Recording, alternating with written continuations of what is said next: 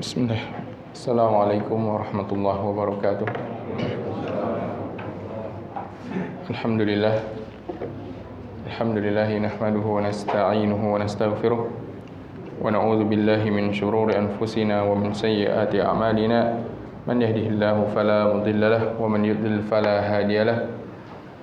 Asyhadu an la ilaha illallah wahdahu la syarika lahu wa asyhadu anna Muhammadan abdullahi wa rasuluh. Sallallahu alaihi wa ala alihi wa sahbihi wa sallama tasliman.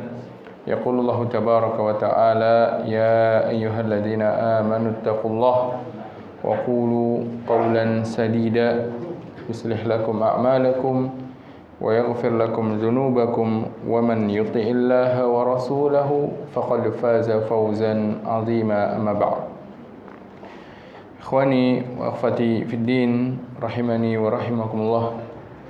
Alhamdulillah, segala puji dan syukur kita panjatkan kehadirat Allah Subhanahu wa taala, zat yang merupakan satu-satunya ilah, satu-satunya yang berhak untuk diibadahi, satu-satunya zat yang dimana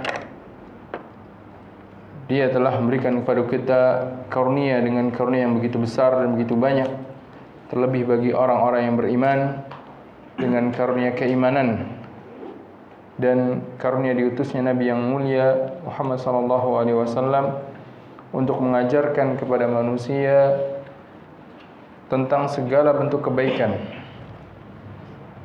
dan melarang mereka dari segala bentuk keburukan yang bisa mencelakai mereka baik di dunia maupun di akhirat. Dan di antara bentuk kebaikan yang diajarkan oleh Nabi SAW adalah beliau mengajarkan kepada manusia ini akhlak-akhlak yang mulia, agar setiap manusia atau seorang menjadi orang yang memiliki akhlak yang mulia, baik tatkala dia bermuamalah di antara sesama manusia, dan lebih penting lagi tatkala dia bermuamalah dengan Allah Subhanahu wa taala, beribadah kepada Allah Subhanahu wa taala. Maka banyak dari hadis-hadis Nabi sallallahu alaihi wasallam yang menunjukkan tentang keutamaan akhlak, tentang kedudukan orang yang memiliki akhlak yang mulia. Bahkan ada kalanya seorang yang memiliki akhlak yang mulia, dia bisa menggapai kedudukan yang bisa digapai oleh orang yang melakukan puasa dan salat malam dengan akhlaknya. Ini menunjukkan adanya keutamaan akhlak di dalam syariat ini.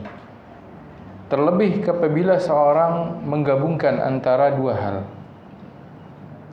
Yang pertama adalah akhlak yang mulia, yang kedua adalah kefaqihannya di dalam syariat.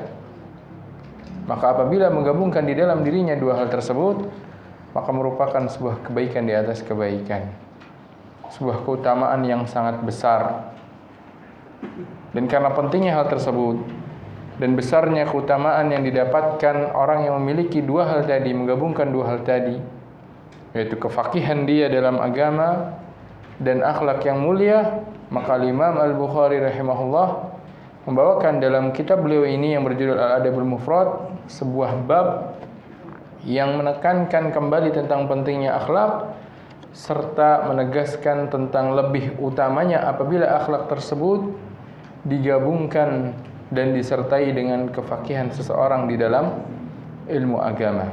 Maka beliau bawakan judul dalam kitab ini bab dengan judul Babun Husnul Khuluqi Idza Faquhu.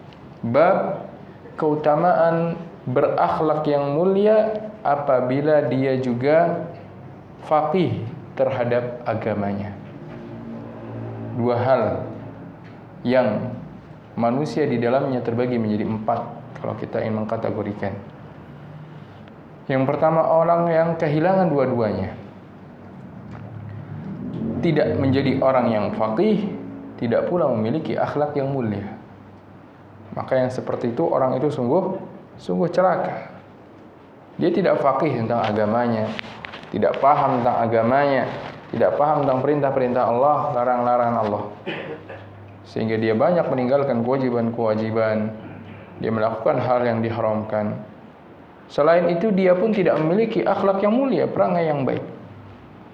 Maka kehidupannya di dunia merupakan kehidupan yang tidak akan membuahkan kebaikan baginya di akhirat. Ini yang pertama.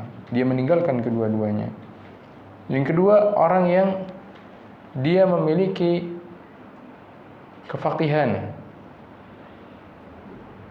Yang dimaksud kefaqihan di sini adalah al-fahmu fid din, faham tentang agamanya.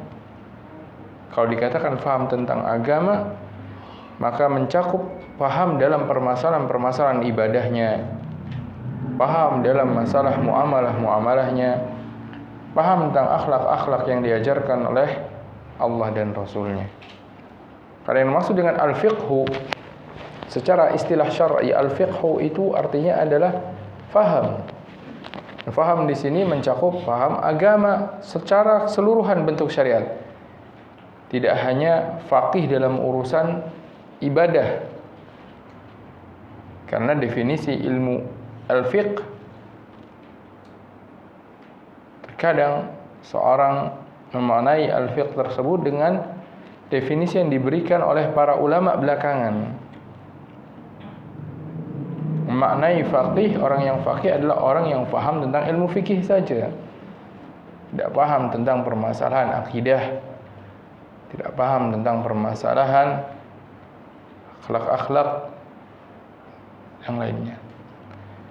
Namun yang dimaksud dengan al-fiqhu secara umum yang dikenal dalam sabda-sabda Nabi sallallahu alaihi wasallam, yuridillahu bihi khairan yufaqihu fid din, difaqihkan dia dalam agamanya. Jadikan orang yang faqih itu diambil dari kata fiqih. Maksudnya al-fiqhu fid din adalah paham, mengetahui tentang hukum-hukum syariat, baik itu berkenaan dengan permasalahan keyakinan, berkenaan dengan permasalahan ibadah, berkenaan dengan permasalahan muamalah. Ini adalah al-fiqhu fid din. Maka agama itu mencakup hal tersebut. Ini maksud al-fiqhu, atau diistilahkannya oleh ulama terdahulu al-fiqhu al-am, fikih secara umum. Karena akidah pun terkadang dimaknai fikih. Makanya ada sebagian para ulama memberikan judul kitab mereka fikih itu, kitab mereka tentang akidah, al-fiqhul akbar, fikih yang paling besar, pemahaman tentang syariat yang paling prioritas, yaitu dia memahami, memiliki akidah dan keyakinan yang benar. Namun tidak cukup hanya dengan sekedar keyakinannya saja. Keyakinan tersebut harus membuahkan amalan dalam ibadahnya, dalam amalahnya. Maka seorang tidak cukup dia hanya mengkaji tentang permasalahan akidah saja, tidak mau mempelajari tentang masalah ibadah, tentang masalah muamalah, tentang masalah bagaimana dia beradab dan akhlak, tidak cukup. Maka penting untuk mengetahui makna al-fiqhu di sini. Maka ada golongan orang yang dia memiliki kefaqihan, tapi sayangnya tidak diamalkan dalam perbuatannya, dalam akhlaknya. Sehingga apa? Dia memiliki kefaqihan namun tidak memiliki akhlak dan perangai yang baik. Orang yang faqih, berilmu, tapi ternyata dia tidak berakhlak mulia. Yang ketiga, orang yang memiliki akhlak yang mulia tapi dia tidak memiliki kefaqihan dalam agamanya. Dia bermuamalah terhadap manusia dengan muamalah yang baik. Dia berperilaku kepada manusia dengan perilaku yang baik. Dia menjalankan adab-adab etika-etika di dalam kesehariannya dengan etika sopan santun yang baik. Tapi sayangnya dia tidak memiliki kefaqihan tentang agamanya. Sehingga ada kalanya atau bahkan seringkali dia beradab atau berakhlak dengan sesuatu yang tidak sepantasnya. Itu yang tidak sepantasnya. Seperti dia kebablasan dalam bertoleransi di dalam permasalahan akidah. Akhirnya apa? Orang yang meyakini perbuatan syirik pun dia benarkan. Tujuannya apa? Ingin berakhlak dengan akhlak yang baik, bermuamalah dengan muamalah yang baik. Padahal Allah Subhanahu wa taala membenci orang-orang yang mereka berbuat kesyirikan kepadanya. Ini orang yang dia memiliki akhlak yang mulia tapi tidak memiliki kefakihan tentang agamanya, sehingga tidak bisa menempatkan akhlak yang mulia tersebut pada tempat yang seharusnya. Karena ada di mana seorang itu ketika dia berakhlak pun Allah SWT telah menempatkan akhlak-akhlak tersebut. Bagaimana Allah tegaskan tentang sifatnya orang yang beriman. Asyidda'u 'alal kuffari ruhama'u bainahum. Ketika bersama dengan orang-orang yang kafir, berhadapan dengan orang-orang kafir yang harbi, mereka memiliki sifat syiddah, tegas, keras, karena mereka diperangi dalam urusan agama Allah Subhanahu wa taala. Adapun ketika sama mukmin ruhama'u bainahum, mereka rahim. Maka orang yang faqih akan bisa menempatkan akhlak dan adab itu pada tempatnya, pada tempat yang seharusnya. Tapi ketika seorang dia memiliki akhlak yang mulia, namun dia enggan untuk pelajari tentang agamanya, enggan pelajari tentang sunnah-sunnah Nabi yang mulia sallallahu alaihi wasallam, maka ada kalanya dia kebablasan dalam berakhlak. Dalam artian kebablasan berakhlak ini, dia tempatkan sesuatu yang dia anggap adalah akhlak mulia yang seharusnya, ternyata Allah Subhanahu wa taala menjadikan itu bukan hal yang masuk akhlak yang mulia. Seperti contohnya tadi, dia bertoleransi dalam masalah yang Allah Subhanahu wa taala membencinya. Dia ikut serta di dalam perbuatan-perbuatan yang Allah Subhanahu wa taala murkai. Tujuannya apa? Tujuannya adalah kita ini bersikap baik kepada sesama manusia. Ini contohnya. Yang keempat, orang yang dia menggabungkan antara keduanya. Orang yang dia memiliki akhlak yang mulia dan dia memiliki kefakihan, faham tentang agamanya. Maka orang yang seperti ini dia bisa menempatkan dirinya, menjadikan akhlak yang mulia tersebut sesuai pada apa yang menjadikan keridhaan Allah Subhanahu wa taala. Maka yang seperti itu, itulah yang lebih afdal. Oleh karena itu Imam Bukhari memberikan judul pada bab ini, babun husnul khuluqi idza faquhu. Bab tentang husnul khuluq, tentang akhlak yang mulia, kemuliaan akhlak apabila disertai dengan kefakihan. Butuh kepada kefakihan. Dibawakan beberapa asar dan hadis-hadis Nabi sallallahu alaihi wasallam di dalam bab ini. Yang pertama, hadis yang diriwayatkan dari Abu Hurairah radhiyallahu taala anhu, beliau mengatakan, qala Rasulullah sallallahu alaihi wasallam, Rasulullah sallallahu alaihi wasallam bersabda, innar rajula la yudriku bi husni khuluqihi darajatal qa'imi bil lail. Sesungguhnya seseorang bisa menggapai derajat atau kedudukan orang yang melakukan qiyamul lail dengan kemuliaan akhlaknya. Pintu-pintu kebaikan yang Allah SWT berikan kepada manusia itu banyak. Ada orang yang dibukakan pintu dalam ibadah salat. Dia mampu untuk mengerjakan salat sunnah yang begitu banyak dia lakukan di samping salat wajib yang merupakan kewajibannya. Ada orang lain yang ternyata Allah SWT bukakan pintu kebaikannya dalam masalah ibadah puasa. Maka dia bisa melakukan puasa yang banyak melebihi yang bisa dilakukan oleh orang lain, yang mungkin bagi orang lain tersebut lebih mudah mengerjakan salat. Ada orang yang dibukakan pintu kebaikan dalam bab sedekah.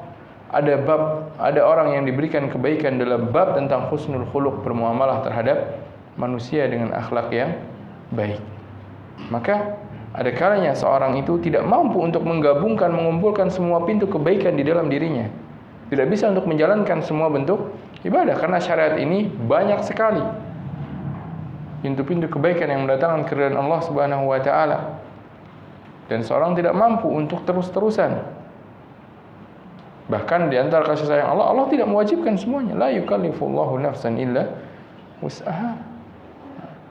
Namun tentunya seorang berusaha terus semaksimal apa yang dia mampu. Ya. Beliau SAW bersabda, sesungguhnya ada orang yang dia mampu untuk menggapai kedudukan orang yang melakukan qiyam lail dengan akhlak yang mulia. Seorang bisa untuk menggapai kedudukan tersebut. Kenapa demikian? Kenapa husnul khuluq bisa menyamai kedudukan orang yang melakukan qiyamul lail?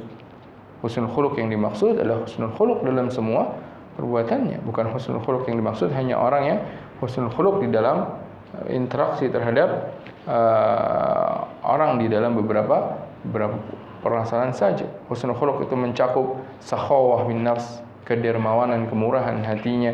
Husnul khuluq itu termasuk mudah dia di dalam memberikan bantuan, mudah baginya untuk memaafkan, mudah baginya untuk mencurahkan bagi orang lain apa yang bisa dia berikan. Husnul khuluq termasuk juga bagaimana dia bermurah senyum dan seterusnya. Husnul khuluq yang luas maknanya. Kenapa dia bisa menggapai pahala orang yang melakukan qiyamul lail? Jelaskan para ulama, karena kan orang yang qiyamul lail dia orang yang berusaha untuk melawan keinginan dirinya tidur. Melawan keinginan untuk tidur di malam hari, dia paksakan dirinya untuk melakukan qiyam, melakukan sholat. Dia berjuang melawan dirinya. Berat. Melawan nafsu itu berat. Melawan keinginan dan hasrat untuk tidur di malam hari. Begitu juga orang yang memiliki husnul khuluq. Orang yang memiliki husnul khuluq, dia juga memiliki perjuangan yang kurang lebih sama. Berjuang untuk memerangi dirinya di dalam melawan hawa nafsunya ketika bermuamalah dan berinteraksi dengan berbagai macam tipe manusia. Maka orang yang melakukan husnul khuluq, berhusnul khuluq bukan orang yang hanya baik kepada orang yang baik kepadanya. Husnul khuluq adalah orang yang ketika bermuamalah dengan berbagai tipe manusia, ada orang yang dia ketika bermuamalah dengannya baik. Ada orang yang ketika bermuamalah dengannya mengecewakannya. Ada orang yang ketika bermuamalah dengannya terus menyakitinya. Maka bermuamalah dengan manusia itu butuh perjuangan. Perjuangan melawan nafsu kita. Bagaimana caranya mudah untuk memaafkan kesalahan orang? Bagaimana caranya untuk menjaga lisan supaya tidak menyakiti orang? Bagaimana berusaha untuk mendermakan apa yang kita mampu untuk membantu orang. Sederhana saja. Ada orang yang sulit sekali untuk bertemu dengan orang lain dengan wajah yang ceria.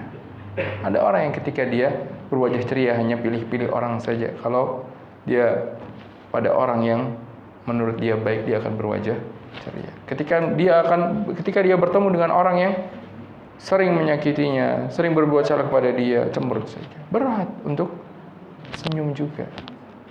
Makanya ketika seorang dia memiliki husnul khuluq, dia pun sama perjuangannya dengan orang yang qiyamul lail. Yang dimana orang qiyamul lail berusaha melawan hawa nafsunya, keinginan hasratnya untuk tidur, untuk melampiaskan hasratnya. Begitu juga orang yang memiliki husnul khuluq, berjuang untuk melawan keinginan dirinya untuk melakukan apa yang dia kehendaki, seenaknya, apa yang dia mau. Dia harus berjuang untuk bagaimana menyikapi berbagai macam manusia, tipe manusia.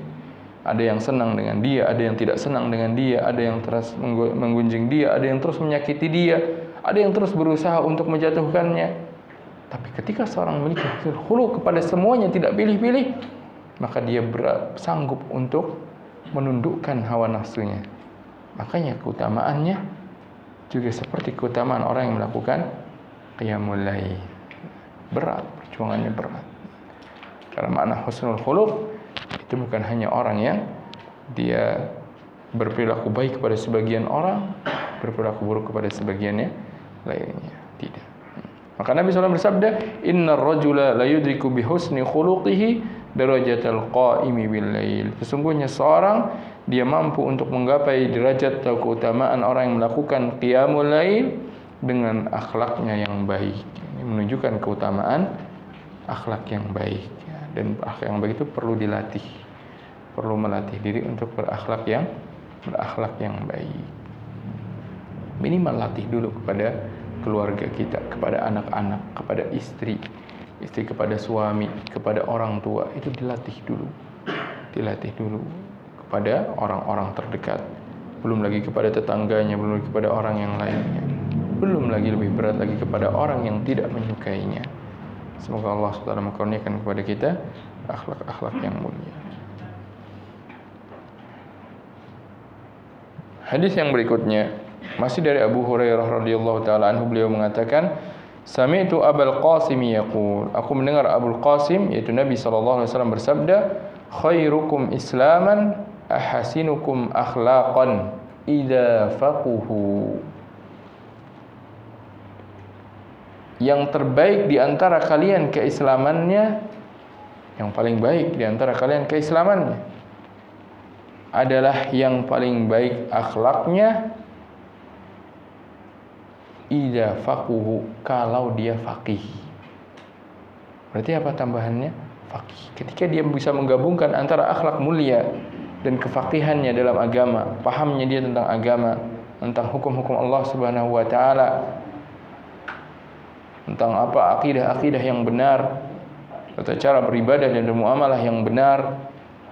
Apabila dia bisa menggabungkannya, maka dialah khairu Islam, orang yang paling baik keislamannya.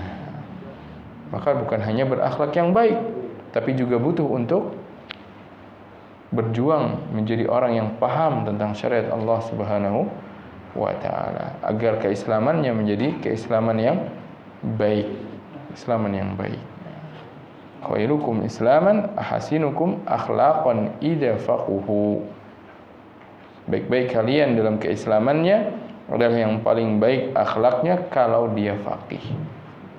Ini juga menunjukkan tentang keutamaan faqih dalam agamanya. Selanjutnya beliau bawakan asar yang menceritakan tentang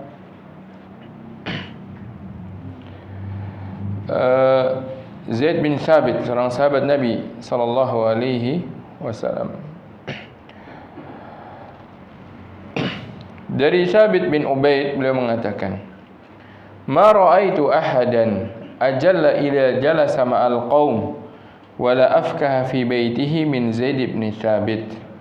Aku tidak pernah melihat seorang yang dia lebih ajal, lebih memiliki kemuliaan, kewibawaan tatkala duduk bersama teman-temannya dibandingkan dia lebih mulia dibandingkan teman-temannya, memiliki kemuliaan, kewibawaan di hadapan teman-temannya, dan dia adalah orang yang afkah. Afkah ini lembut, bersikap akrab, bercengkrama dengan keluarganya dibandingkan Zaid bin Thabit. Maksudnya belum menjelaskan di sini tentang bagaimana sifatnya Zaid bin Thabit. Kalau Zaid bin Thabit duduk bersama teman-temannya, bermajlis bersama teman-temannya, maka dimuliakan dengan keilmuannya. Orang-orang memberikan rasa penghormatan kepada Zaid bin Thabit dikarenakan ilmu yang dimiliki Zaid bin Thabit.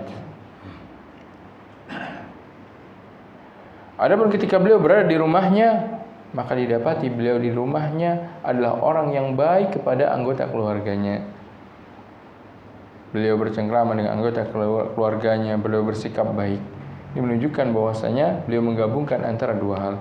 Faqih dalam keilmuan, faqih dalam syariat sehingga dimuliakan di hadapan manusia, dan memiliki akhlak yang baik di mana beliau berakhlak di dalam keluarganya dengan akhlak yang baik. Dan Nabi SAW bersabda, khairukum khairukum fi ahli wa ana khairukum fi ahli. Sebaik-baik kalian adalah yang paling baik di dalam keluarganya, dan pula orang yang paling baik dalam urusan keluarga. Karena ada kalanya orang itu ketika dia bermuamalah dengan teman-temannya, berada di luar rumah, dia memiliki akhlak yang baik. Dia bersikap baik kepada orang lain, kepada teman-temannya, pada teman kerjanya, pada tetangganya. Tapi ketika dalam rumah, ketika bermuamalah dengan istrinya, bermuamalah dengan anaknya, bermuamalah dengan orang tuanya, waliyahzubillah, 180 derajat berbalik. Ketika di luar mudah sekali untuk memaafkan kesalahan orang. Ketika di dalam rumah melihat kesalahan kecil saja dari anaknya atau dari istrinya atau dari suaminya menjadi besar.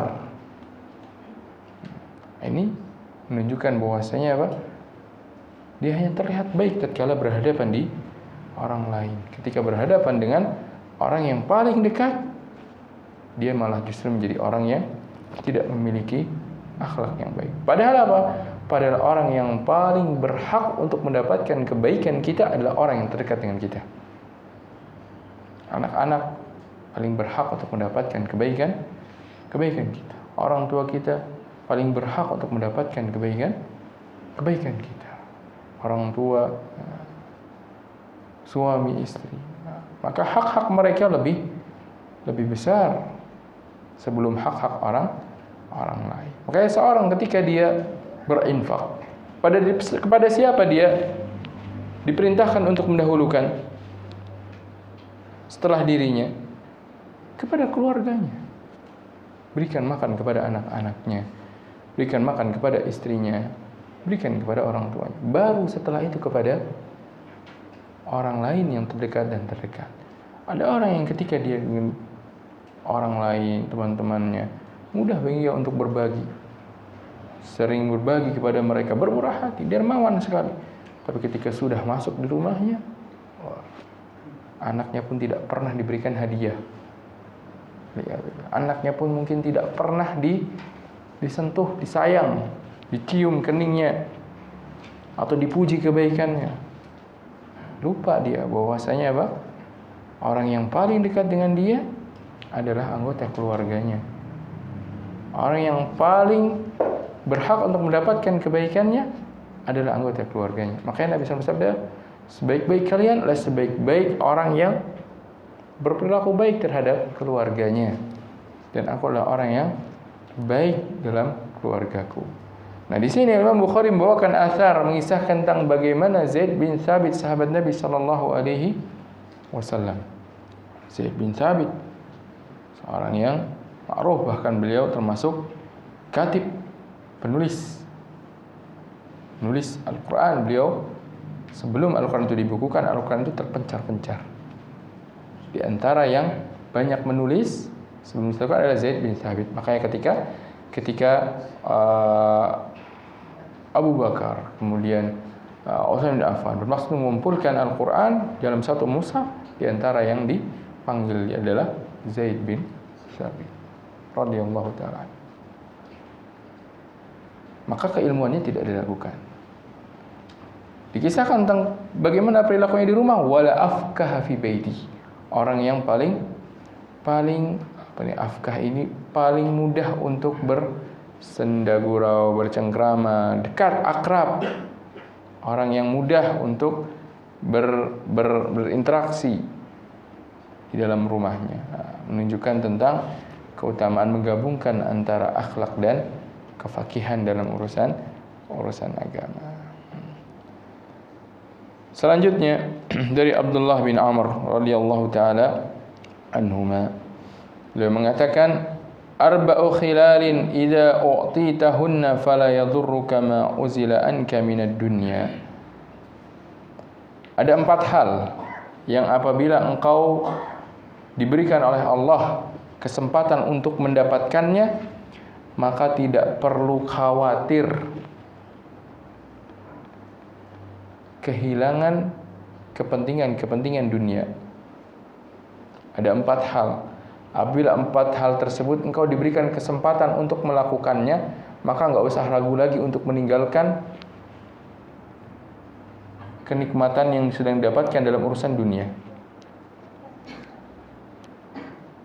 Yang pertama, husnu khaliqah, akhlak yang baik. Yang kedua, wa afafu tu'mah, makanan yang terpelihara dari hal yang haram. Yang ketiga, wasidqu hadis, jujur dalam berucap. Yang keempat, wa hifdzu amanah, menjaga amanah. Maksudnya hadis ini juga diriwayatkan secara marfu' dari Nabi sallallahu alaihi wasallam, yang diriwayatkan oleh At-Tabarani di sini juga Baihaqi, juga secara marfu' dan mauquf. Marfu' itu maksudnya ucapannya dinisbatkan kepada Nabi sallallahu alaihi wasallam. Kalau yang disebutkan Imam Bukhari di sini, ucapannya tidak dinisbatkan kepada Nabi sallallahu alaihi wasallam, dinisbatnya kepada Abdullah bin Amr. Ini namanya hadis mauquf. Dan hadis mauquf tidak bisa disandarkan ini ucapan Nabi sallallahu alaihi wasallam. Tapi kalau datang riwayat lain yang menyebutkan hadis ini disebutkan dari Nabi sallallahu alaihi wasallam, maka hadis tersebut bisa dihukumi marfu dari jalur yang lainnya, dihukumi perkataan Nabi sallallahu alaihi wasallam. Nah, hadis ini datang pada riwayat yang lain secara marfu, yaitu bersambung sampai penisbatannya kepada Nabi sallallahu alaihi wasallam.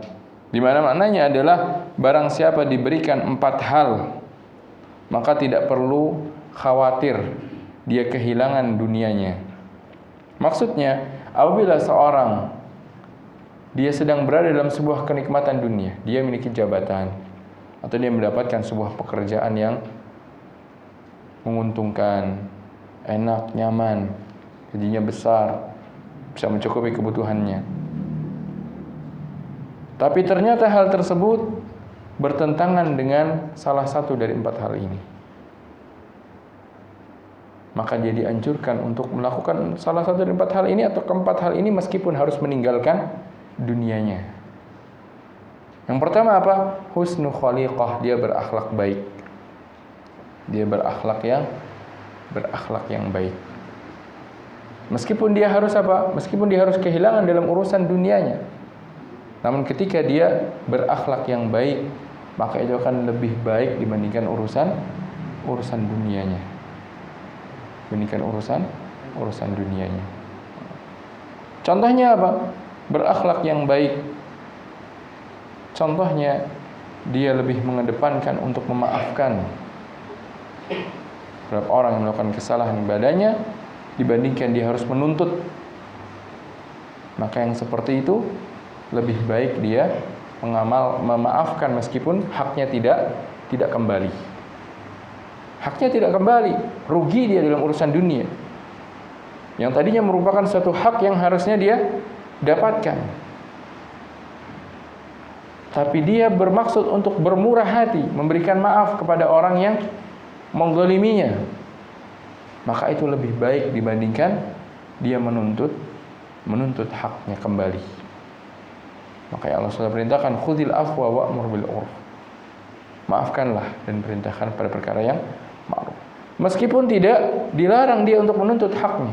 Tapi kalau dia relakan haknya, dia tinggalkan dunia kepentingannya demi untuk mendapatkan akhlak yang baik, yaitu ada kesempatan ini untuk memaafkan orang yang sedang bersalah. Kapan lagi dapat kesempatan memaafkan orang kalau orang nggak bersalah ke dia?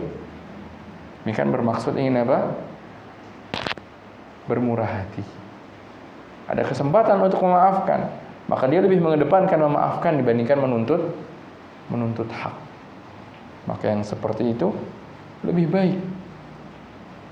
Hartanya hilang, tidak kembali, dia dirugikan. Kata Nabi SAW, tidak perlu khawatir, tidak akan memudaratinya. Kenapa tidak perlu khawatir? Yang berikan rezeki kepada dia siapa? Allah Subhanahu wa ta'ala. Ketika dia melakukan akhlak yang baik, ingin menjalankan perintah Allah Subhanahu wa ta'ala, khudhil afwa, berikanlah maaf, maka Allah Subhanahu wa ta'ala pasti akan memberikan ganti yang terbaik dibandingkan apa yang dia relakan dari urusan dunianya. Maka yang seperti itu adalah dia lebih mengedepankan akhlak yang baik dibandingkan urusan dunia. Yang kedua, wa afafu tu'mah, makanan yang halal. Makanan yang halal lebih baik dia berusaha untuk mencari makanan yang halal dibandingkan apa? Dibandingkan dia harus mendapatkan makanan dengan cara yang haram meskipun nyaman. Meskipun banyak, namun ternyata haram. Maka yang seperti itu tidak sepantasnya dia lakukan. Karena keharaman yang dia masukkan ke dalam mulutnya, yang dia masukkan ke dalam perutnya justru akan menghalangi terkabulnya doa-doanya. Rasulullah SAW pernah menggambarkan tentang seorang yang dia lusuh badannya, pakaiannya, kucel rambutnya dalam perjalanan safar. Kemudian dia mengadahkan tangannya ke langit. Ya Rabbi, ya Rabbi, wahai Rabbku, wahai Rabbku. Ya, keadaannya seorang hamba yang sangat butuh bantuan, dan Allah Subhanahu wa ta'ala akan membantu hamba-hambanya tatkala dalam kondisi yang sangat kesulitan, apalagi dia mengadahkan tangannya ke langit, ke Allah Subhanahu wa ta'ala. Tapi apa kata Nabi sallallahu alaihi wasallam? Wa mat'amuhu haram, wa mashrabuhu haram, wa malbasuhu haram, wa ghudhiya bil haram, fa anna yustajabu lidzalik.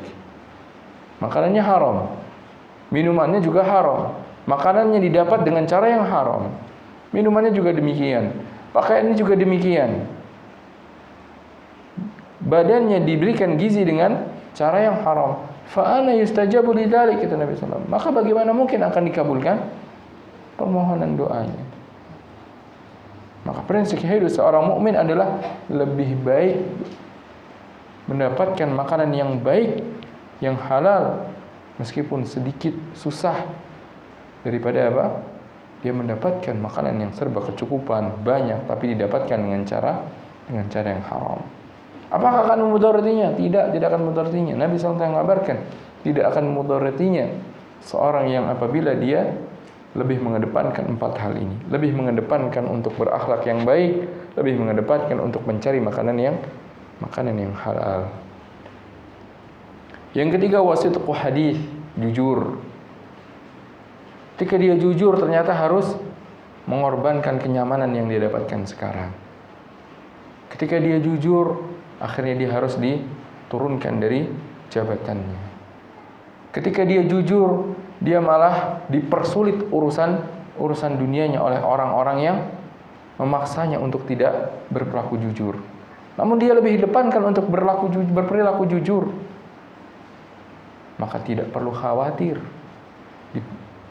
hal-hal yang menyulitkan dia dalam kehidupan dunia. Pasti Allah SWT akan memberikan jalan keluar baginya. Karena Allah SWT menjanjikan, "Wa may yattaqillaha yaj'al lahu makhraja wa may yattaqillaha yarzuqhu min haitsu la yahtasib." Wa may yattaqillaha yaj'al lahu makhraja wa yarzuqhu min haitsu la yahtasib. Barang siapa bertakwa kepada Allah, maka Allah pasti akan berikan jalan keluar baginya dan memberikan dia rezeki dari sesuatu yang tidak disangka-sangka. Hanya saja butuh ketakwaan. Ketakwaan. Dan ketakwaan butuh kepada kesabaran. Dan kalanya orang dia mengklaim dirinya telah bertakwa, tapi dia tidak sadar kalau dia itu tidak sabar untuk mendapatkan janji bagi orang-orang yang bertakwa. Yang keempat, wahifdu amanah, untuk menjaga amanah. Meskipun dia harus kehilangan urusan dunianya.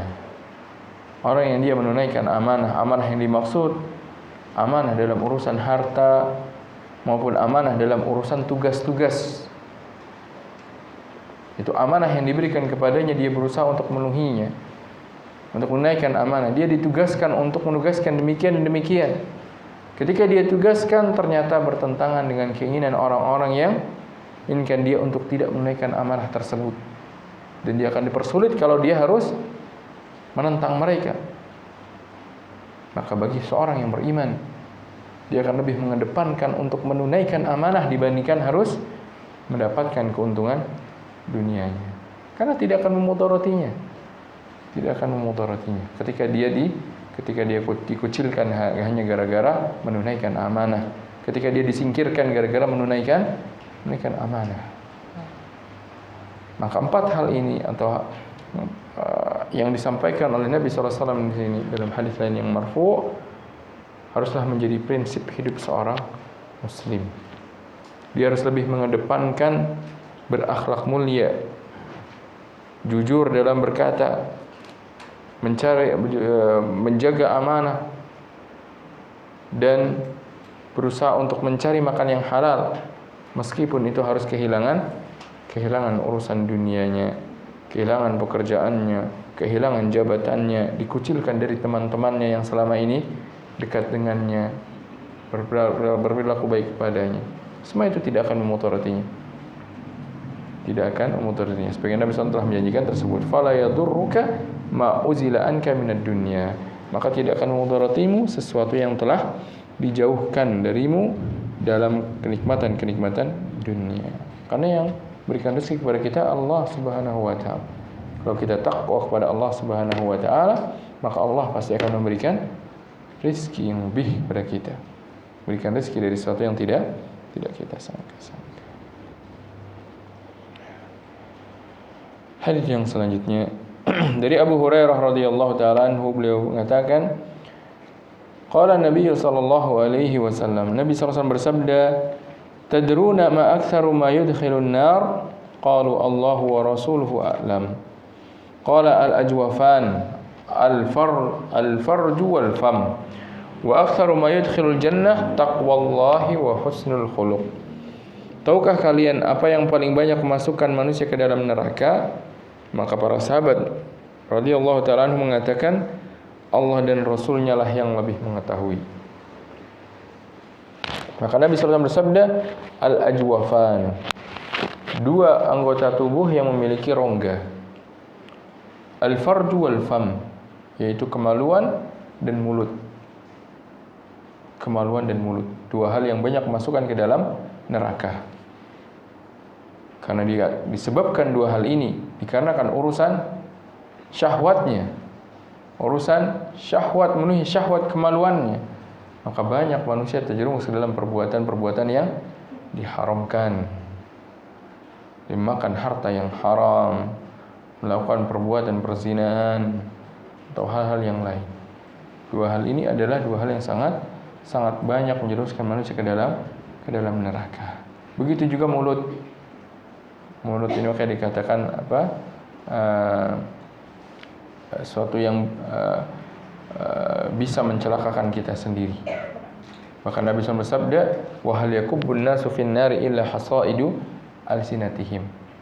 Tidaklah manusia itu sengaja melungkupkan wajah mereka ke dalam neraka, menyungkurkan dalam neraka, melainkan dikarenakan ulah-ulah yang keluar dari lisan mereka. Tidak sadar ucapannya ternyata menyakiti orang. Tidak sadar ternyata apa yang dia lakukan ini menjadikan dia dimurkai oleh Allah Subhanahu wa taala.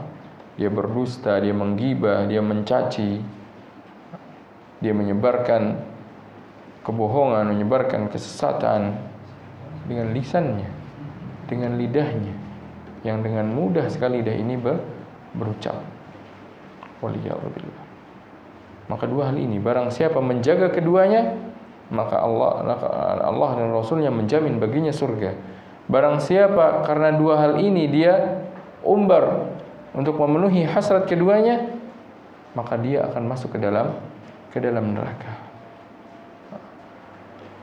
Wa aktsaru ma yudkhilul jannah, adapun yang banyak masukkan ke dalam surga adalah husnul khuluq. At-taqwallah wa husnul khuluq. Ketakwaan kepada Allah dan husnul khuluq, dan akhlak yang baik.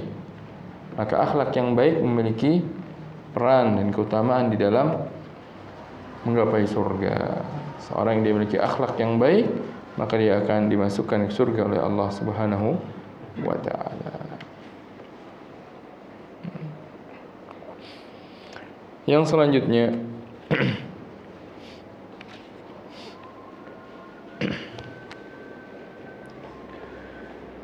diriwayatkan dari Ummu Darda radhiyallahu taala anha, beliau mengatakan, qala Abu Darda lailatan yusalli.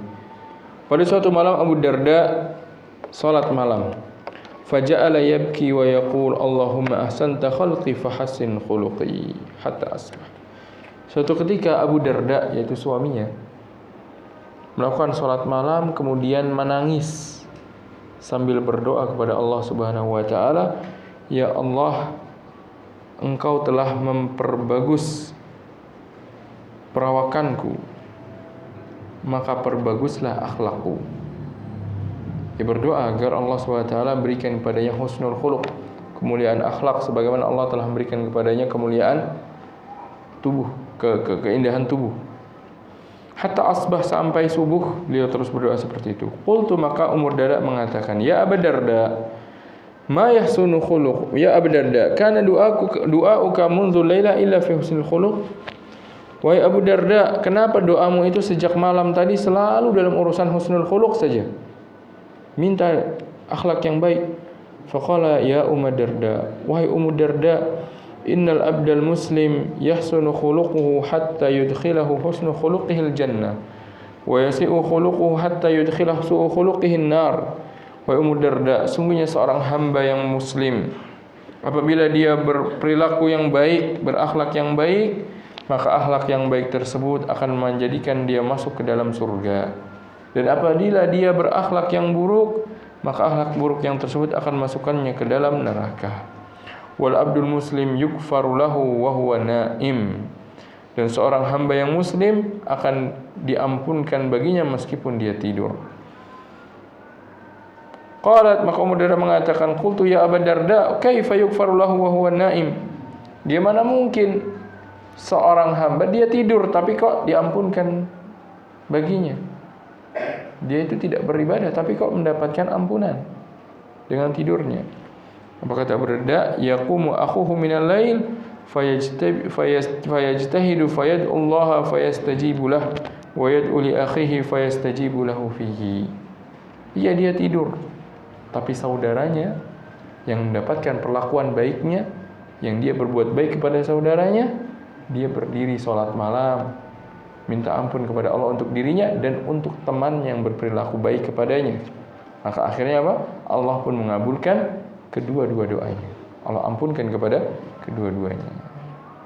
Menunjukkan tentang pentingnya mendoakan sesama muslim dan pentingnya berperilaku yang baik, berakhlak yang baik kepada saudara kita sesama muslim, agar kita pun mendapatkan doa kebaikan bagi mereka. Makanya di antara kebiasaan para salafun salih radhiyallahu rahimahumullah taala, mereka adalah sering mendoakan di antara mereka. Bahkan Allah SWT abadikan tentang sifat hamba-hambanya yang beriman, yang mereka mengikuti jejak-jejaknya para salafun salih. Allah SWT sebutkan tentang doa mereka, walladzina ja'u min ba'dihim yaquluna rabbana ighfir lana wa li ikhwanina alladzina sabaquna bil iman wa la taj'al fi qulubina ghillan lil ladzina amanu. Wahai Rabb kami, ampunkanlah saudara-saudara kami yang telah mendahului kami dalam keimanan. Mereka mungkin tidak bertemu dengan mereka, tapi mereka doakan saudara-saudara. Rabbana ighfir lana, ya Allah ampunkanlah kami dan juga saudara-saudara kami yang telah mendahului dalam keimanan. Wala taj'al fi qulubina ghilla, dan jangan jadikan dalam hati kami ini ghil, kebencian terhadap saudara-saudara kami. Ya subhanallah. Doanya orang-orang yang beriman, mereka tidak lupa untuk mendoakan saudara-saudara mereka. Ya, bagaimana kefaqihannya Abu Darda radhiyallahu taala anhu, beliau katakan bisa jadi seorang mukmin tidur tapi dia mendapatkan ampunan karena saudaranya lah yang memintakan ampunan untuknya. Gimana caranya biar saudara tersebut menyebut namanya? Ya, dia berakhlak baik terhadap saudaranya tersebut. Kan kita diperintahkan man sana'a ilaikum ma'rufan fakafi'uh. Barang siapa berbuat baik kepada kalian, maka berikanlah balasan yang setimpal. Kalau tidak mampu maka apa? Fad'ulah, doakan untuknya. Maka doakan itu jangan jazakumullah khairan saja. Ingat-ingat ketika sholat malam, ingat saudara yang berbuat baik kepada dia. Ya Allah, fulan telah membantu saya, maka permudahlah urusannya si fulan. Ya Allah, fulan telah memberikan bantuan kepada saya, meringankan kesulitan saya, maka ringankanlah urusannya, berikanlah keberkahan padanya, ampunkanlah dia. Terus seperti itu, sehingga kita pun mendapatkan keridhaan Allah SWT, dijabahi doa-doa kita. Nah, sudah masuk waktu Isya, kita dengarkan azan terlebih dahulu sebelum melanjutkan beberapa asar yang berikutnya. Wassalamualaikum warahmatullahi wabarakatuh.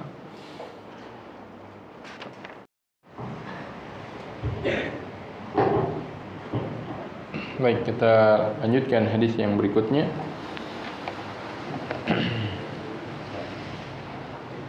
Dari Abdullah bin Abbas radhiyallahu taala anhuma, beliau mengatakan, kana Rasulullah sallallahu alaihi wasallam ajwadan nasi bil khair.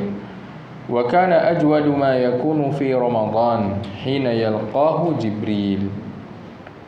Wa kana Jibril yalqahu fi kulli lailatin min Ramadan ya'ridu alaihi Rasulullah sallam al-Qur'an. Fa idza laqiyahu Jibril kana Rasulullah ajwada bil khairi min ar-rihil mursalah. Kata Abdullah bin Abbas radhiyallahu ta'ala anhu, Rasulullah SAW adalah orang yang paling dermawan dalam kebaikan. Paling dermawan dalam kebaikan. Dermawan di sini bukan hanya dalam urusan harta. Sebagaimana kita bahas pada pertemuan sebelumnya, yang dimaksud dengan kedermawanan itu adalah kemurahan hati untuk memberikan segala bentuk kebaikan apapun bentuknya. Entah dengan harta, entah dengan bantuan tenaga, entah dengan ilmu, entah dengan memberikan waktunya, entah dengan pemaafan kepada orang yang bersalah. Baru itulah yang maksud dermawan. Orang yang dermawan, orang yang mudah untuk memberikan kebaikan. Dan yang namanya kebaikan banyak bentuknya, tidak hanya harta. Maka orang dermawan bukan hanya orang yang mudah memberi sedekah, bukan. Tapi orang yang mudah memaafkan, dia pun dikatakan orang yang dermawan. Orang yang mudah untuk memberikan bantuan tenaga kepada orang lain ketika melihat saudaranya, temannya kesulitan membawa barang, dia mudah untuk membantu, maka dia dikatakan orang yang dermawan. Orang yang mudah untuk memberikan maaf kepada orang yang berbuat salah, maka dia adalah orang yang dermawan. Orang yang dermawan adalah orang yang mudah untuk memberikan kebaikan. Dan Nabi SAW adalah seorang yang sangat dermawan di dalam kebaikan. Maka disebutkan pada sebagian riwayat ketika beliau diminta sesuatu oleh seorang sahabat, beliau akan berikan. Terus akan beliau berikan. Bahkan sampai-sampai tidak tersisa apa yang di tangan beliau. Ada kalanya ada seorang punya hajat, ditarik tangan beliau, beliau pun tidak marah. Beliau berikan waktunya untuk mendengarkan apa hajat dan keperluan orang yang menarik beliau tersebut. Ada kalanya beliau disakiti, beliau mudah untuk memaafkan, mudah untuk memberikan maaf, meskipun mungkin hal tersebut hal yang sangat menyakitkan dan menghinakan beliau sallallahu alaihi wasallam.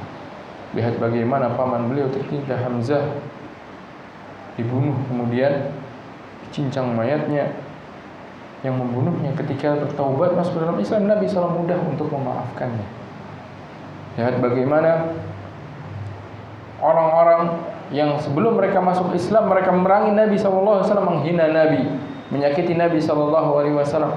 Ketika mereka bertaubat masuk ke dalam Islam, Nabi SAW tidak mengungkit-ungkit kesalahan mereka. Nabi SAW tidak kemudian ingin membalas dendam kepada mereka,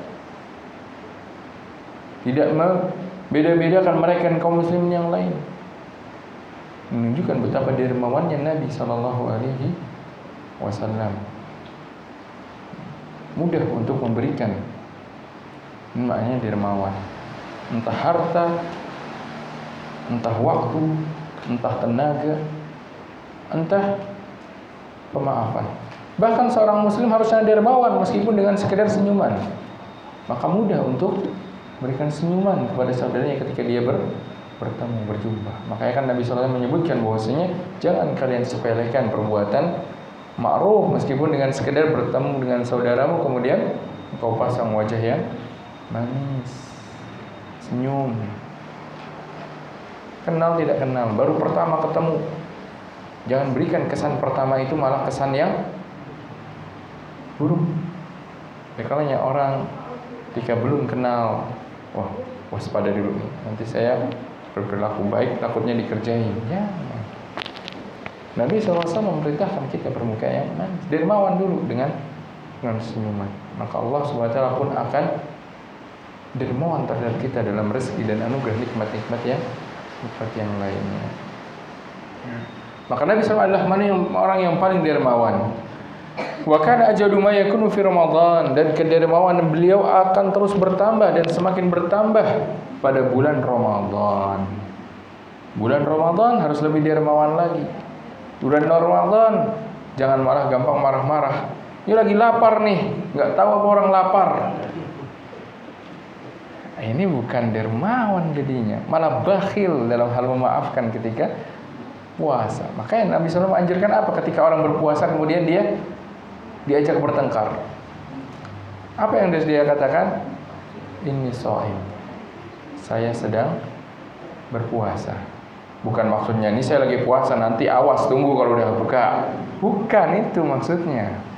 Tapi maksudnya apa? Dia harus nahan amarah. Karena dia ketika itu kondisinya sedang beribadah kepada Allah Subhanahu wa taala, maka dia harus lebih dermawan lagi di dalam puasanya untuk bisa memaafkan, untuk bisa tidak meladeni orang yang ingin mengajaknya bertengkar. Jangan hanya dermawan dalam urusan harta, tapi pelit dalam urusan akhlak dan bermuamalah terhadap manusia. Tidak. Yang dikatakan para sahabat, Nabi SAW adalah orang yang paling dermawan dalam kebaikan, bukan dermawan dalam harta saja, dalam kebaikan. Maafkan, berikan waktu, tenaga kepada orang yang butuh bantuan. Apalagi di bulan Ramadan. Kata Abdullah bin Abbas, beliau akan semakin dermawan lagi ketika di bulan Ramadan, yaitu ketika didatangi oleh malaikat Jibril, yang dimana malaikat Jibril mendatangi beliau pada setiap malamnya, dan Nabi SAW ketika itu membacakan kepadanya Al-Quran. Fa idza laqiyahu Jibril, maka apabila malaikat Jibril datang pada Nabi SAW, maka Rasul akan sangat-sangat dermawan, melebihi kecepatan beliau dalam dermawan akan melebihi angin yang bertiup. Menunjukkan sangat-sangat dermawan, entah dalam harta, entah dalam tenaga, entah dalam waktu, entah dalam senyuman. Bersikap yang sangat baik. Akan terlihat ketika malaikat Jibril mendatangi beliau akan sangat dermawan. Begitu juga seharusnya kita. Harusnya orangnya beriman, mencontoh kedermawanan Nabi sallallahu alaihi wasallam. Ini makna al-jud, sakhawatun nafs yang kita bahas pada bab sebelumnya tentang kedermawanan hati, kemurahan hati. Dan itu adalah sifat yang diperintahkan oleh Allah Subhanahu wa taala. Semoga Allah Subhanahu wa taala berikan kepada kita kedermawanan, murahan hati, kemudahan untuk bisa memberikan kebaikan kepada siapapun, kepada kawan maupun kepada lawan, pada orang yang berperilaku baik kepada kita maupun kepada orang yang berbuat buruk kepada kita. Selanjutnya, hadis yang selanjutnya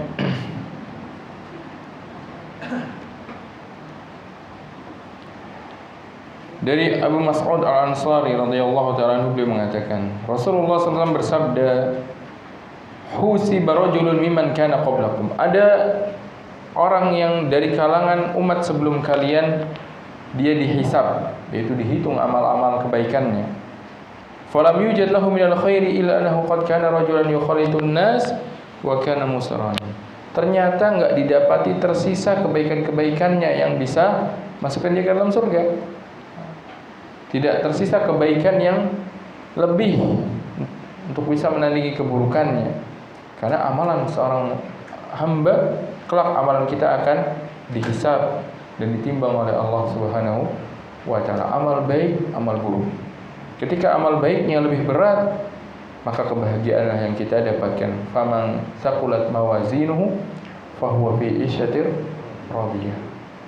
Namun barang siapa amalan kebaikannya ternyata lebih ringan dibandingkan amal keburukannya. Waman khaffat mawazinuhu fa ummuhu hawiyah. Tempat kembalinya adalah neraka hawiyah, neraka yang menyala-nyala, yang berkobar. Maka amalan tersebut akan ditimbang. Maka tidak didapati baginya tersisa amal kebaikan, kecuali apa? Ada satu amal kebaikan, yaitu apa? Dia adalah orang yang biasa berbaur dengan manusia, dan dia ini orang yang memiliki kelapangan rezeki. Fakana ya'muru ghilmanahu an yatajawazu 'anil mu'sir. Maka dia biasanya memerintahkan kepada budaknya untuk membiarkan orang yang sedang kesusahan kalau nggak bisa bayar hutang ke dia. Sudah, ada fulan nggak bisa bayar hutang, kondisi ekonominya sulit, ya sudah, diikhlaskan, istilahnya, direlakan, ya terjawaz, sudah nggak usah dibayarkan. Berarti apa? Dia mendermakan sebagian hartanya dengan membebaskan hutang dari orang yang berhutang kepada dia ketika yang berhutang ternyata tidak bisa membayar. Padahal haknya dia, namanya orang memberikan hutang, kewajiban orang yang berhutang juga bayar. Bahkan kalau meninggal terancam dia tidak bayar hutang, dia pun mendapat ancaman. Tapi ternyata orang yang menghutangkan karena kedermawanannya dan karena dia orang yang dilapangkan rezekinya, dia nggak butuh mungkin kepada uang yang dikembalikan, maka akhirnya dia bebaskan, dia maafkan. Fakana ya'muru bil an yajzahu. Faqala Allah Ta'ala, maka Allah SWT berfirman, fanahnu ahaqqu bidzalika minhu fatajawaz anhu. maka kami lebih berhak untuk memaafkannya ketimbang dia memaafkan hutang orang-orang yang berhutang kepadanya. Karena ibaratnya dia sekarang sudah bangkrut, amal kebaikannya tidak cukup untuk menandingi keburukannya. Orang yang bangkrut ini, tapi ternyata ada satu amal kebaikan yang menjadikan Allah pun kemudian melunasi hutang-hutang keburukannya, yang menjadikan Allah Subhanahu wa Ta'ala kemudian memaafkan keburukan-keburukan yang banyak yang dia lakukan. Yaitu apa? Karena ketika di dunia dia pernah memudahkan urusan orang yang sedang berada dalam kesulitan, bebaskan hutang-hutang. Kayak subhanallah, menunjukkan tentang keutamaan akhlak yang mulia. Akhlak yang mulia tersebut harus kita miliki dalam diri kita, harus kita latih bagaimana diri kita untuk memiliki akhlak yang mulia. Memang berat. Makanya balasannya juga besar. Satu hadis lagi terakhir pada pertemuan malam hari ini. Ani Nawas bin Sam'an Al-Ansari radhiyallahu ta'ala anhu, dari Nawas bin Sam'an Al-Ansari beliau mengatakan annahu sa'ala Rasulullah sallallahu anil birri wal itsm, bahwasanya beliau bertanya kepada Rasulullah tentang kebaikan dan dosa. Qala, maka Rasulullah bersabda, al-birru husnul khuluq wal itsmu ma haka fi nafsika wa karihta an yattali alaihin nas. Yang namanya kebaikan adalah akhlak yang baik. Kebaikan adalah akhlak yang baik. Seorang dikatakan kebaikan, albir, melakukan kebaikan kalau dia berakhlak yang baik. Wal ismu, sedangkan perbuatan dosa, indikatornya suatu perbuatan dikatakan perbuatan dosa atau dihukum sebagai perbuatan dosa adalah ketika engkau melakukannya maka akan menimbulkan kegelisahan dalam hatimu, tidak tenang. Dan engkau tidak senang kalau ketahuan orang lain. Orang berdusta nggak senang kalau kedustaannya terbongkar. Orang melakukan perzinahan tidak senang kalau ternyata ketahuan. Orang mencuri juga ngumpet-ngumpet, nggak senang kalau ketahuan dia mencuri. Dan perbuatan-perbuatan dosa itu secara tabiat manusia yang masih memiliki fitrah yang salimah, dia tidak senang, malu dia kalau ketahuan oleh orang lain. Dia berkhianat di dalam menjalankan tugas, takut ketahuan kalau ternyata dia tidak menunaikan tugas-tugasnya. Yang namanya berkhianat, berdosa, perbuatan dosa. Maka dia takut ketahuan. Maka Nabi SAW memberikan sebuah indikator untuk mengetahui apakah yang dilakukan seorang ini dia perbuatan dosa atau bukan. Kalau sesuatu yang dilakukan tersebut menjadikan kita ini khawatir kalau itu ketahuan orang lain, itu namanya perbuatan dosa. Tentunya orang yang masih memiliki fitrah yang lurus. Tapi kalau orang yang sudah buta mata hatinya, sudah memiliki hati yang mati, tidak hidup lagi, ya dia mau melakukan perbuatan jahat seperti apapun, perbuatan dosa seperti apapun akan tenang-tenang saja. Bahkan lebih buruknya membangga-banggakan. Makanya Nabi SAW bersabda apa? Kullu umati mu'afa ilal mujahir. Setiap umatku masih berhak mendapatkan ampunan atas perbuatan dosa yang dilakukan kecuali orang yang terang-terangan bangga-banggakan perbuatan dosanya. Sudah ditutupi oleh Allah Subhanahu wa Ta'ala, enggak ketahuan ada orang yang melihatnya ketika dia melakukan perbuatan dosa. Ternyata di waktu yang lain dia beberkan, dia ceritakan, oh saya itu dulu pernah begini. Oh iya tuh. Ini kata Nabi SAW termasuk mujaharah, termasuk bentuk mujaharah. Kenapa? Yang seharusnya sudah Allah tutupi, yang seharusnya Allah jaga dia supaya tidak malu ketahuan oleh orang lain, malah dia bangga-banggakan. Berarti apa? Hatinya sakit. Karena perbuatan dosa itu orang malu kalau ketahuan oleh orang lain. Dia sudah tidak malu dosanya ketahuan oleh orang lain, malah dibangga-banggakan, dicerita-ceritakan. Ini menunjukkan sudah rusak fitrahnya. Maka Nabi SAW mengatakan setiap umatku ini dimaafkan kecuali al-mujahir, orang yang terang-terangan membeber-beberkan perbuatan dosa yang dilakukan. Karena ini menunjukkan sudah buta mata hatinya, sudah tidak malu lagi kalau ketahuan orang lain. Waliyadzubillah. Maka semoga Allah Subhanahu wa taala mengampunkan dosa-dosa kita. Semoga Allah Subhanahu wa taala menkurniakan kepada kita akhlak yang mulia dan menjadikan kita termasuk orang-orang yang dimasukkan ke dalam surga-Nya. Allahumma amin. Ikhwani wa akhwati fid din, azani Allah wa iyyakum. Mungkin itu dulu yang bisa kita bahas pada malam hari ini. Jika mungkin ada pertanyaan, silahkan sebelum kita tutup majelis ini. Silahkan. Waalaikumsalam. Saya akan mengajak saudara saya ini mengatakan orang-orang ilmu itu tidak akan melihat hidup dengan apa yang maka dia tidak akan tanya dalam melakukan ilmu. Kemudian dalam hati juga disampaikan bahwa apalagi yang mulia itu bisa mencapai derajat orang yang rajin berpuasa dan rajin sholat. Ini kalau kita lihat perbandingan seperti itu. Kalau kita melihat orang yang menuntut ilmu itu bisa nggak dia tidak seperti orang akhlak yang mulia? Karena kalau dia orang menuntut ilmu harus dia mempunyai akhlak yang mulia. Kalau kayak itu dia tidak berfaedah. Berarti boleh dikatakan orang penuntut ilmu itu juga bisa mencapai derajatnya orang yang rajin sholat atau rajin berpuasa. Baik. Pertanyaannya, sebutkan dalam hadis bahwasanya seorang bisa menggapai derajatnya orang yang melakukan salat malam dengan akhlak yang mulia. Nah, kemudian terkaitannya dengan seorang yang dia menuntut ilmu, kemudian ilmunya membuahkan akhlak yang mulia. Apakah berarti bisa kita katakan menuntut ilmu bisa menjadikan seorang mendapatkan derajat orang yang melakukan qiyamul lail, orang yang melakukan salat malam apabila berakhlak yang mulia tersebut? Jawabannya iya.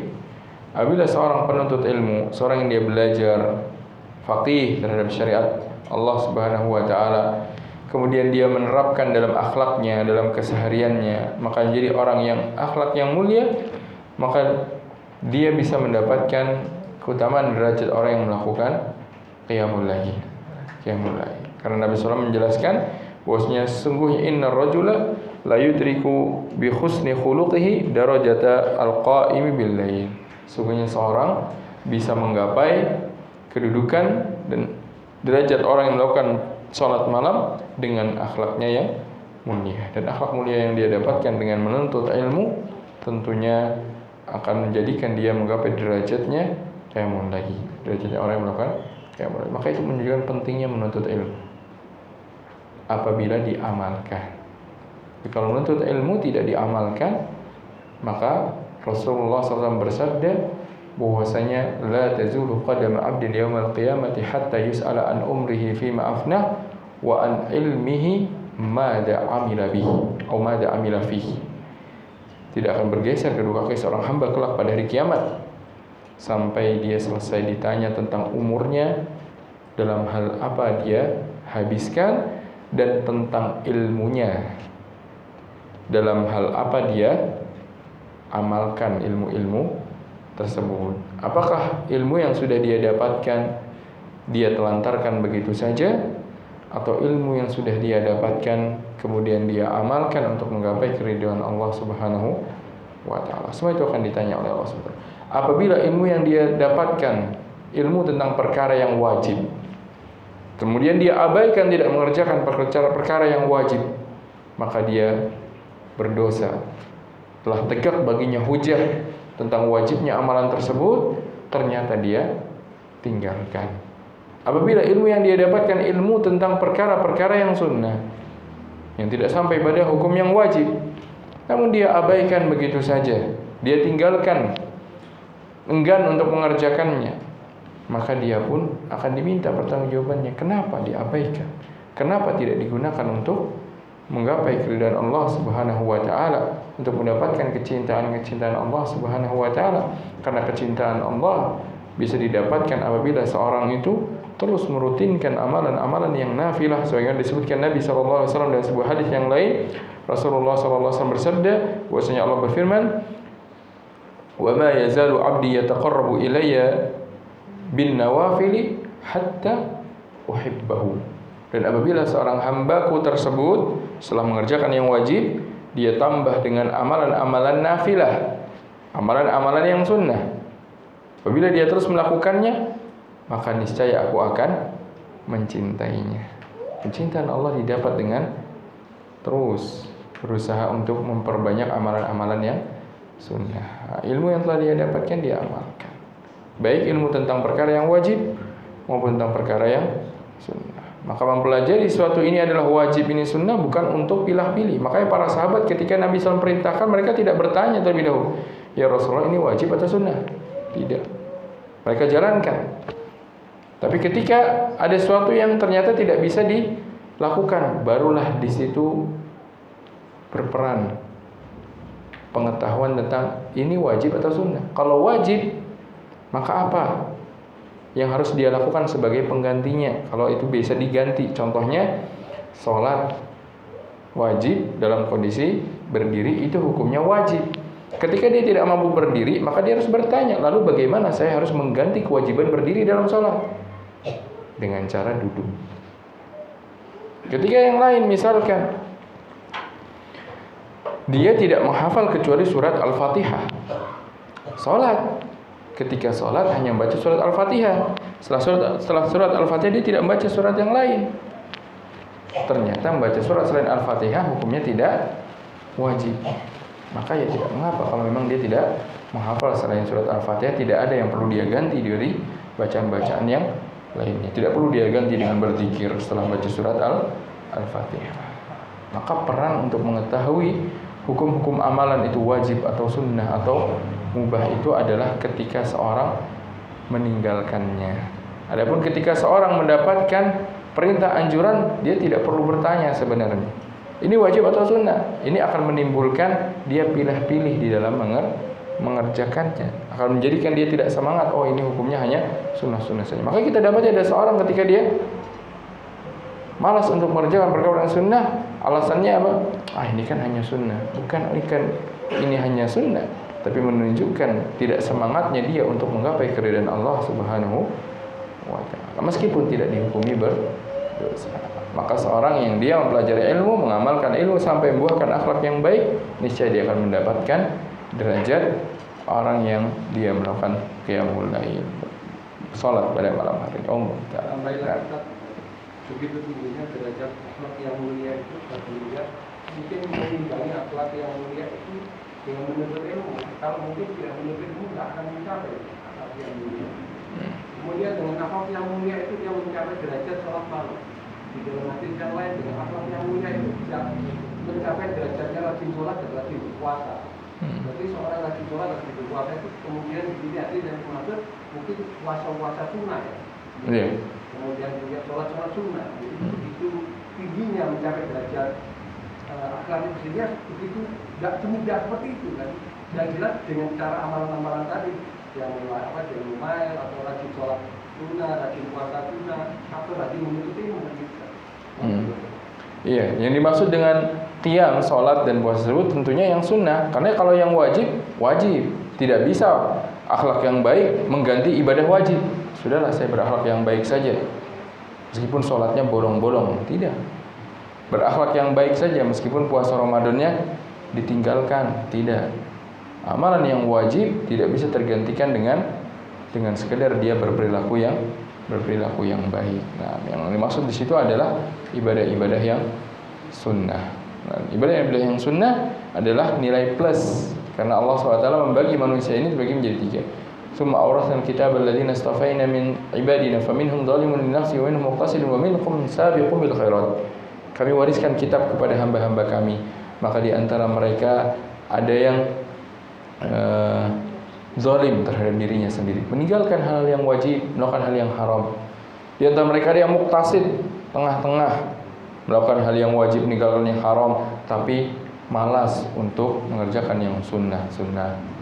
Dan di antara mereka ada yang sabiqum bil khairat, ada yang bersegera dalam kebaikan, berlomba-lomba dalam kebaikan. Mereka yang banyak menambah amalan yang wajib dengan amalan yang sunnah. Nah, kurang lebih demikian ya. Wallahu taala. Baik, ikhwani wa akhwati fiddin, azani Allahu wa iyyakum. Mungkin sampai di sini dulu pembahasan kita pada malam hari ini. dan semoga Allah telah berikan kepada kita ilmu yang bermanfaat yang membuahkan amal soleh dan akhlak yang mulia, dan semoga Allah SWT mengampunkan dosa-dosa kesalahan kita, dan semoga Allah SWT memberikan pada saudara-saudara kita kaum muslimin yang pada saat ini mereka masih berada dalam kesulitan, berada dalam tekanan dan takutan dan ancaman dari musuh-musuh Allah SWT. Semoga Allah segera berikan kepada mereka jalan keluar, berikan kepada mereka kelapangan, yang sakit Allah berikan kesembuhan, yang meninggal Allah rahmati dan ampunkan dosa-dosa mereka. Demikian yang bisa kita bahas. Wassalamualaikum warahmatullahi wabarakatuh. Subhanallahi bihamdihi asyhadu an la ilaha illa anta astaghfiruka wa atubu ilaik. Wassalamualaikum warahmatullahi wabarakatuh.